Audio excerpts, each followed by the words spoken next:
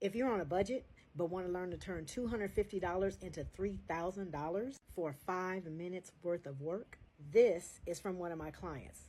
She turned $235 into $3,170.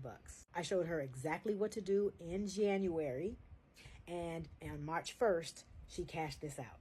So here's exactly how you can do this in the stock market without sacrificing too much of your time and without having to learn a lot of confusing technology or terminology. Number one, stock options. The easiest way to understand stock options is to think of the Super Bowl. You have two teams out there on the field doing all the work, while we're sitting at home watching them doing side bets on who's going to win. Options are kind of like that because the stocks are out there doing all the work and we're just sitting back here betting on them. I'm going to be doing a masterclass. So if you want a free ticket to join my masterclass, comment below that you want to join.